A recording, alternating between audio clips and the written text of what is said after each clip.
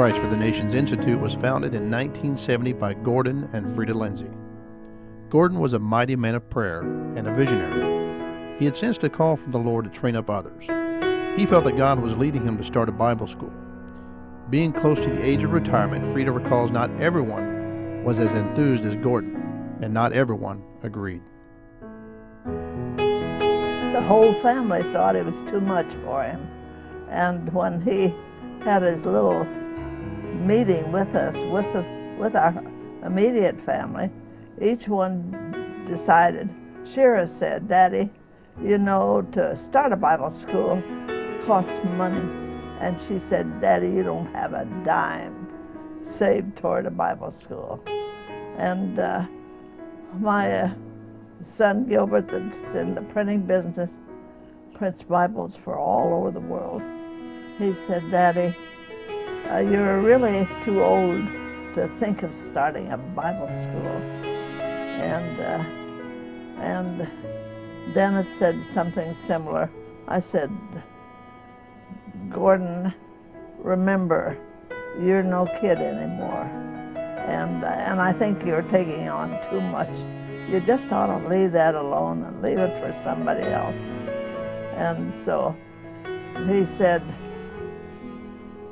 nothing for a few moments, and then he said to me, "Put that in the magazine now, tomorrow, that we're going to start the Bible school immediately."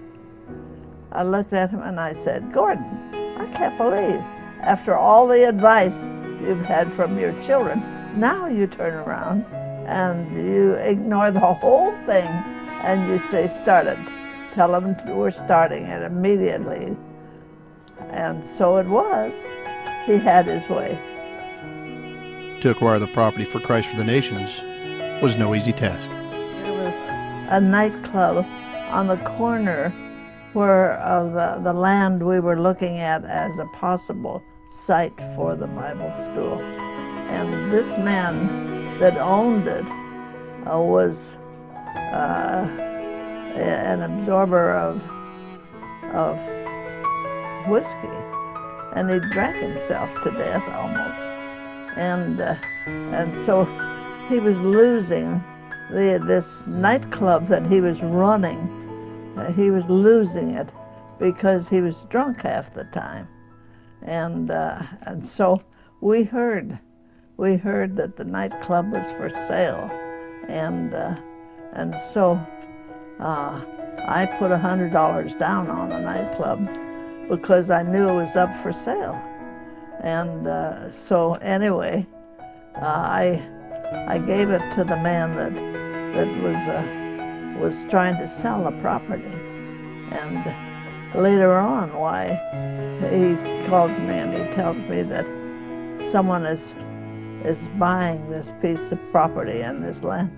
And I said, "Well, we're buying it." I said, "I gave you $100. What'd you do with my $100? And he says, "Oh, I stuck it in my desk there." I said, "You stuck it in your desk and you're selling it to somebody else?" I said, "Well, you can't do that." I said to Gordon, "We need to sue that man."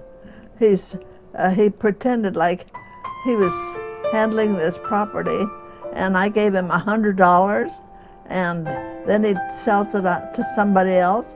And I said, "He can't do that. Let's sue him." And Gordon says, "No, we aren't going to sue nobody. If God wants us to have that piece of property, we'll have it." And I said, "Well, I still think we ought to sue him if he's got my $100. And so anyway, someone did go ahead and put some money down on it. And then this real estate man, after a few weeks, he calls me and he says, "Mrs. Lindsay, you know, I always thought you should have that piece of property." And so he said, "I'll tell you what we're going to do. These new people that put down $5,000, they're not able to follow through now. And so we'll go ahead and sell it to you. I always felt you should have that piece of property." We started with very little, and the school grew. The first year we had 54 students, and the second year we had 100 students. As Christ for the Nations seemed to be gaining momentum, one fateful Sunday afternoon, to everyone's disbelief, the unthinkable occurred. Gordon always said, you know, when it comes to my time to leave this world, I don't want to hang around. I don't want to be in somebody's living room in a bed somewhere for a week or a month or a year. I mean, when my time comes to go, I want to go right now. And I don't want to be a burden to anybody. On a Sunday morning, he got up and got himself dressed early on. He came out looking like he's planning on going somewhere. And I said, Gordon, why are you dressed so early this Sunday morning? And he said, well, he says, going to church. And I said, Gordon, he said, don't worry about it, don't worry about it. You just go ahead and take care of things. And he said, you go ahead. And I said, what are you going to do? And he says, I'm going over to the office, and there's a letter I need to write, and so on. And so anyway, he did. He went on over to the office. At 2 o'clock, we used to have Sunday afternoon services at 2 o'clock. And we had a good crowd. And we were just building the auditorium at Christ for the Nations. And it was a wonderful presence.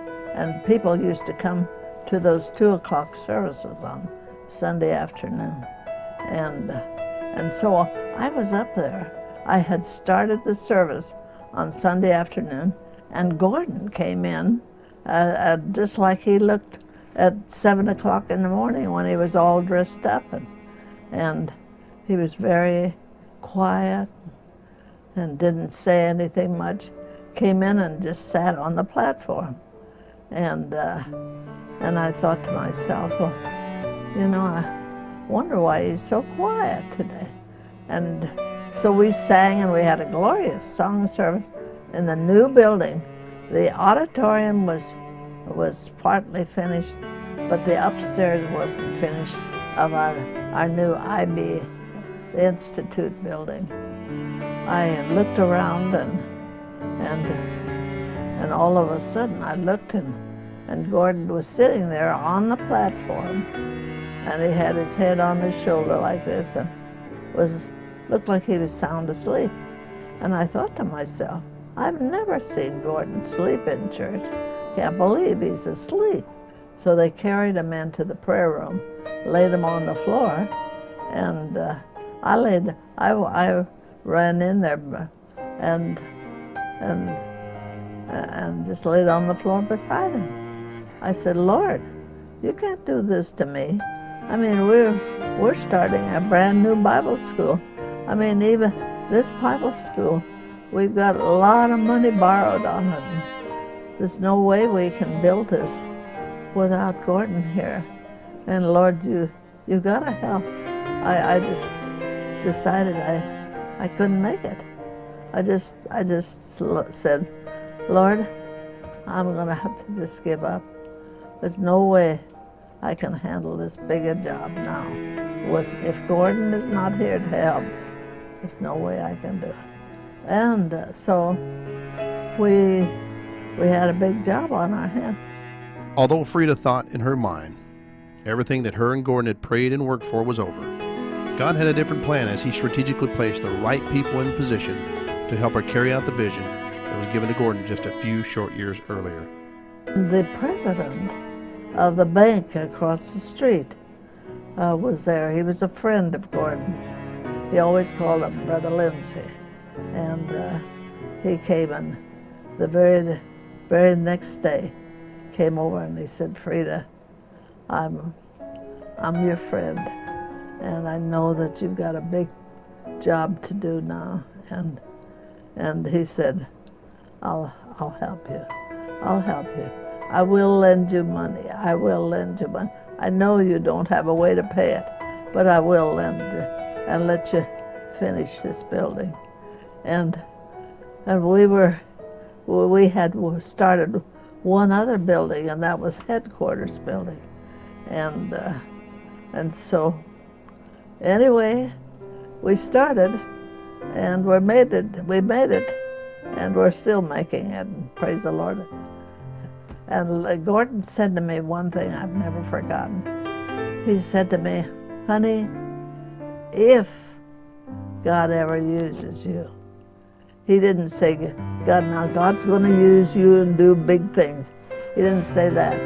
He said to me, if God ever uses you in this ministry, don't forget to give him the glory. And I thought to myself, if he ever uses me. He didn't even tell me that God was going to use me. And he just said, if he ever uses you, don't forget to give him the glory. I said, okay, okay, okay. The day after the funeral, the board, we had 10 men on our board. The 10-man board met, and every one of them voted for me to take over the school, to take over the whole work.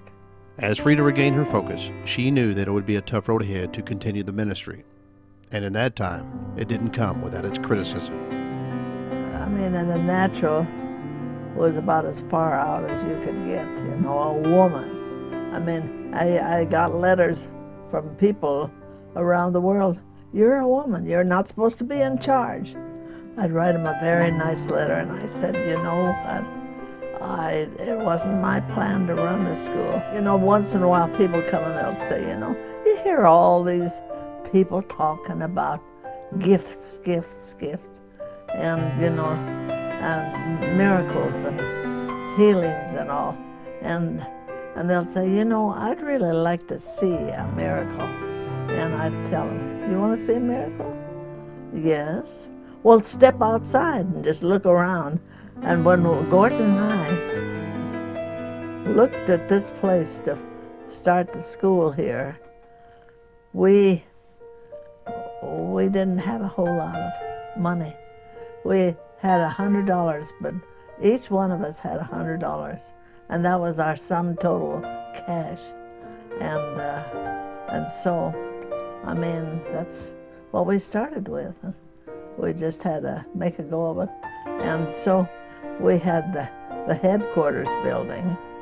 We had to get it paid for first. So I wrote the people, just told them the truth. I've found when you tell people the truth, then God will bless you for it.